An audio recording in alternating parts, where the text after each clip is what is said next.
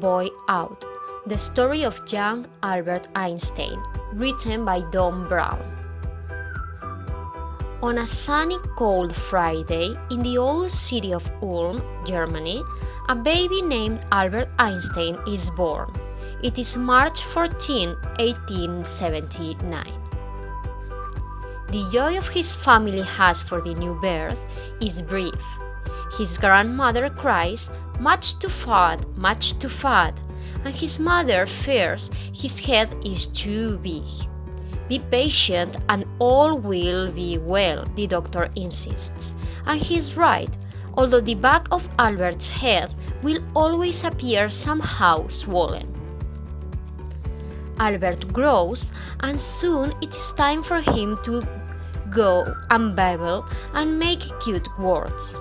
But he says nothing. His family frets and waits and frets and waits. Is Albert well?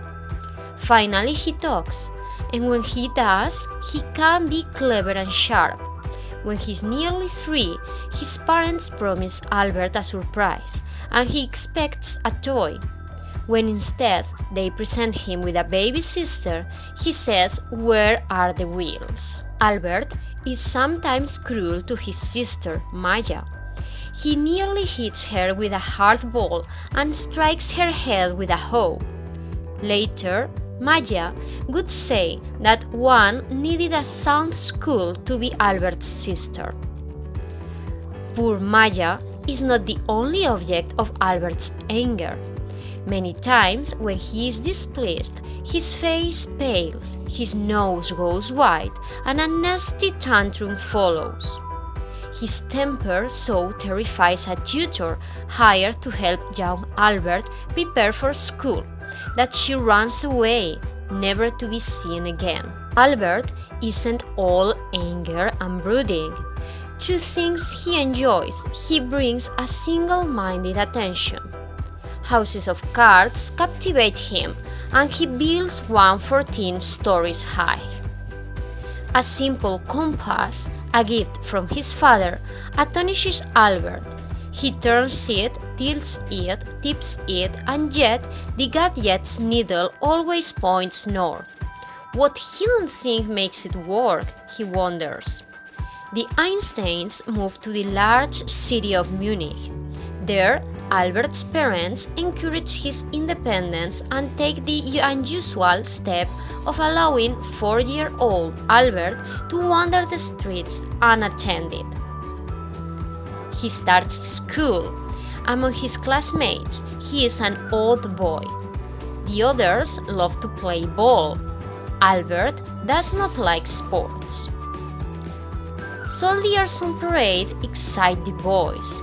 They disturb Albert. And Albert is Jewish, the only one of all the students. Some of his classmates taunt and insult him for it. Young Albert does well in the school subjects that he likes and ignores the others. He likes math, not so Latin and Greek. When questioned in class, Albert lingers over his responses, frustrating his teachers, who prefer quick, snappy answers. And afterward, the teachers see his lips move as he quietly repeats the answer to himself. Is Albert dull-witted? The teachers wonder. Nevertheless, he earns good grades. At home, he practices the violin, especially the music of Mozart. No tutor is necessary to keep Albert to this task. "I believe that love of a subject is a better teacher than a sense of duty, at least for me," he later said. When Albert is 12, his parents invite a medical student named Max Talmuth to their home. He and Albert become friends, a rare thing for Albert, who later described himself as having the sense of being a stranger with a need of solitude. Max gives young Albert a geometry book. The exact world of shapes, lines, points, and angles is a wonder book to him. After a short time, a few months, he had worked through the whole book, Max later said. he thereupon devoted himself to higher mathematics. Soon, the flight of his mathematical genius was so high that I could no longer follow. Unlike the charms of math, other schoolwork bores Albert. The mindless and mechanical method of teaching causes me great difficulties, he said.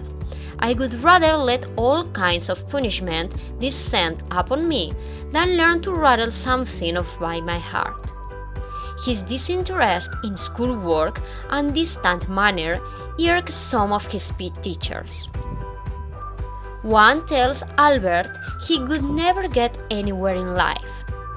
Albert ignores the teacher's prediction and occupies himself with music and math. He mulls puzzlements of his own invention.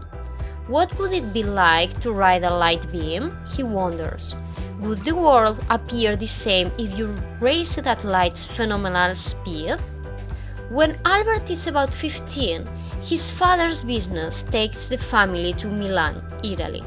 But before Albert can leave Germany, the law says he must serve in the military, so he's left behind to first complete high school and then the army. Albert moves into a boarding house. His mood turns black.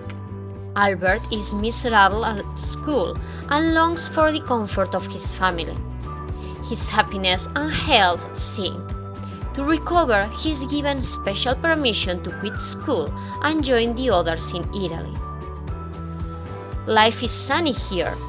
Albert has his family, museums to visit, and of course, his private study of math. For this, Albert can push everything else from his thoughts, much as he did when he built houses of cards. Even at parties, Albert unravels knotty math problems, unaware of the guests, the talk, and the music. He tries to enroll in Zurich Polytechnic, a college in Switzerland. But unprepared in the school subjects he has neglected, Albert fails the entrance test. He spends the next year earning his high school diploma and then enters Polytechnic and trains to be a scientist. Young Albert graduates and tries to find work teaching at university, but no job appears. In 1902, he takes the position of Expert 3 class at the Swiss Patent Office, a kind of government library for new inventions. Albert marries and becomes a father. The duties of family and work do not stop him from puzzling and wondering about math, about light, time, the world, the universe. Sometimes he pushes his baby son's carriage through the streets of Zurich.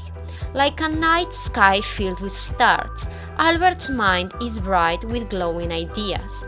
And as stars are joined into images called constellations, Albert's ideas make a picture of space and time and energy and matter that no one has ever seen before.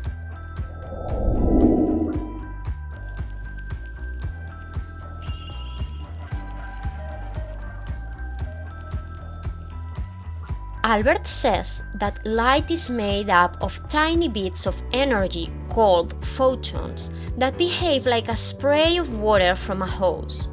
He says that everything is in motion, and when something moves very fast as light, strange things happen, like clocks running slower and objects becoming shorter.